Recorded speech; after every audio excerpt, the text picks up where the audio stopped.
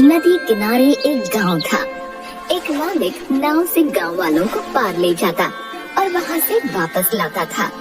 इसी नदी पर लकड़ियों की एक पगडंडी बनी हुई थी, पर वह इतनी संकरी और कमजोर थी कि पैर रखते ही हिलने लगती। इस पर संतुलन बनाए रखना बहुत कठिन था, इसलिए कोई भी व्यक्ति उस पगडंडी का इस्तेमाल नहीं करता था। गांव का सेठ और नौकर किसी काम से नाव में बैठकर नदी के इस पार गए। कुछ घंटों बाद गांव वापस जाने के लिए वे बिना पूछे नाव में बैठ गए। ए नाविक, जल्दी चल, देर हो रही है। अरे तुम्हें दिखाई नहीं देता? नदी में तूफान आया है, लहरें कितनी उफान मार रही हैं। ऐसे में नदी में जाना मरना है क्या? तूफान कब रुकेगा? पता नहीं, 1 घंटा हो गया है। तो तुम गांव कैसे जाओगे? जब तूफान रुकेगा। अगर नहीं रुका तो नाव यहीं बांध कर कहीं सो जाऊंगा। उस पगडंडी का क्या हाल है? वो तो तूफान से भी ज्यादा खतरनाक है। अब क्या करें मालिक? क्या करें, चल पगडंडी पर। नाविक सब कुछ देखता है। कुछ कदमों की दूरी पर नदी को पार करने के लिए सेठ और नौकर पगडंडी के पास खड़े होकर। पहले तू चल। ना मालिक, पहले आप चलो। मुझे तैरना नहीं आता, तो पहले तू ही चलेगा। मुझे भी तैरना नहीं आता। अबे चलता है कि नहीं, वरना तुझे आज ही निकाल दूंगा। ओम नमः शिवाय, ओम नमः शिवाय। बोलते हुए पगडंडी पर पैर रखता है। वह झट से साइड वाली रस्सी को पकड़कर पगडंडी के बीच में पैर रखकर संतुलन बनाता हुआ कदम आगे बढ़ाता है। सेठ जैसे ही पगडंडी पर चढ़ता है, वो झूले की तरह तेज हिलने लगे। दोनों घबरा जाते हैं। मालिक, बीच में जाओ, वरना दोनों गिर जाएंगे। सेठ किसी तरह पगडंडी के बीच में खड़ा होकर संतुलन बनाता है। दोनों धीरे धीरे एक एक कदम बढ़ाते हुए नदी के बीच में पहुँचे तो सामने गांव की ओर से एक मजदूर आता दिखाई दिया। उसने एक हाथ से सिर पर लकड़ियों का गट्ठर पकड़ा हुआ था और दूसरे हाथ से पगडंडी की रस्सी। हे भगवान, अब ये कौन आ रहा है? वैसे तो इस पर कोई नहीं आता, अब जाने ये कौन भला है। पगडंडी पर वे आमने सामने आ जाते हैं। हे भाई, थोड़ा साइड हटो, निकल जाने दो भैया। अरे इतनी मुश्किल से तो यहाँ तक आए हैं। ये पगडंडी इतनी सकरी है, जगह दिख रही है। ऐसे जी, आप और ये थोड़ा टेढ़ा हो जाओ तो मैं निकल जाऊंगा। मुझे बाजार जाना, देर हो रही है। नौकर थोड़ा टेढ़ा होने के लिए कदम उठाता है कि पगडंडी हिलने लगती है और सेठ अपना संतुलन खो देता है। वो नीचे बैठकर स्वयं को गिरने से बचाता है। भाई, तुम हमें निकलने दो। मजदूर मुश्किल से दाईं ओर थोड़ा तिरछा खड़ा हो जाता है। तुम लोग निकल जाओ भैया। परंतु न नौकर न ही सेठ बाईं ओर संतुलन बना पाते हैं। तुम वापस जाओ, पहले हमें उस पार जाने दो, उसके बाद आना।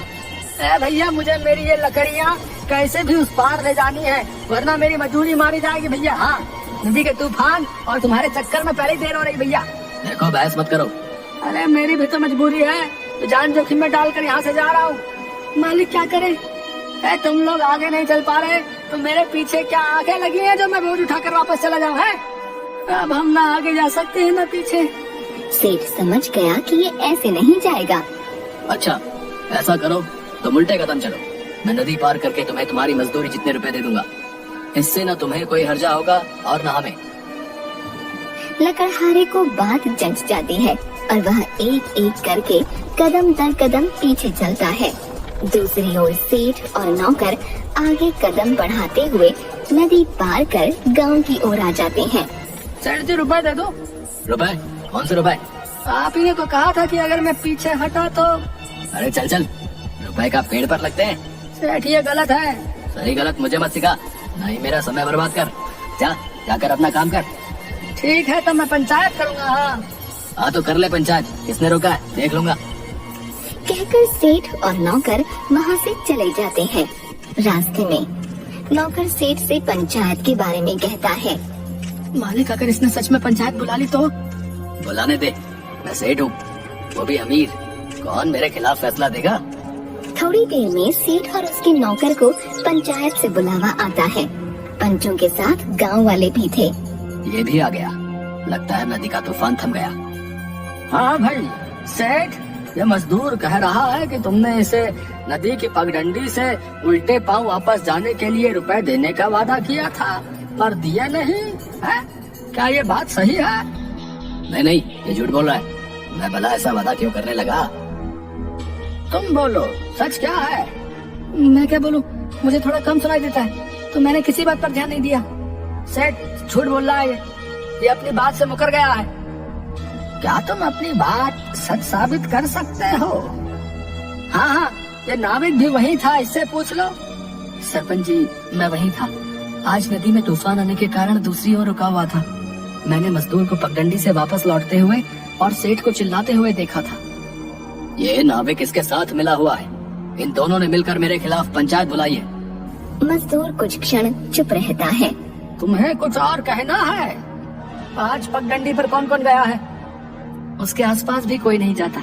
आज भी केवल तुम ही लोग गए हो। पंचो, आप मेरे साथ चलो, मैं अपनी बात साबित करके दिखाता हूँ।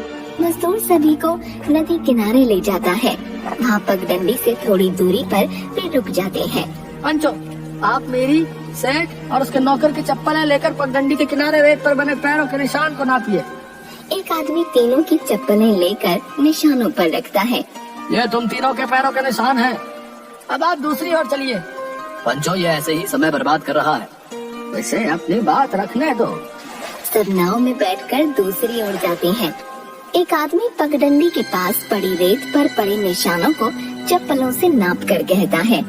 यहाँ तो केवल सेठ और उसके नौकर के पैरों के ही निशान हैं, इस मजदूर के नहीं। हाँ, क्योंकि मैं इस ओर पहुँचा ही नहीं। सेठ के कहने पर आधी पगडंडी से ही वापस चला गया।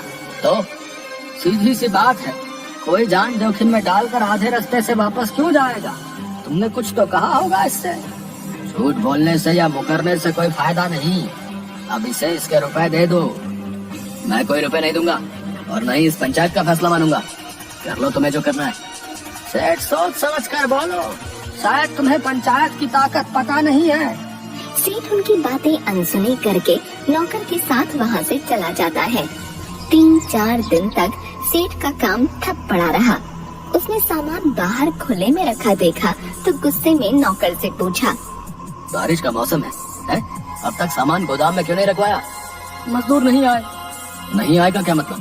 पैसे नहीं लेते? अगर बारिश आई और सामान खराब हो गया तो? मालिक, मैं क्या करूं? कोई मजदूर काम करने को तैयार नहीं।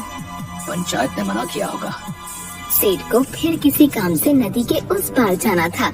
वह जैसे ही नाविक के पास गया, उसने मुंह फेर लिया। क्या हुआ? 2 गुना किराया दूंगा, चल। ना, पंचायत का हुक्म है। अच्छा, तो ये सब पंचायत का किया धरा है। पीछे से मजदूर सिर पर एक गट्ठर लिए आता है और चुपचाप नाव में बैठकर चला जाता है। सेठ दोनों को जाते देखता रह जाता है। सेठ यहाँ वहाँ देखता है और पगडंडी की ओर बढ़ जाता है। वह पगडंडी पर कदम रखता है तो वह जोर जोर से हिलने लगती है। साइड की रस्सी पकड़कर मुश्किल से संतुलन बनाकर वह आगे बढ़ता है। अचानक पगडंडी बीच में से टूट गई और सेठ नदी में गिर गया। डूबते हुए सेठ को देखकर मजदूर लकड़ियां छोड़कर नाव में से कूद गया और तैरते हुए सेठ के पास जाकर उसे संभाला।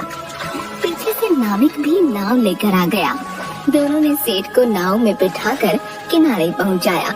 इसके बाद सेठ ने पंचायत में सबसे माफी मांगी।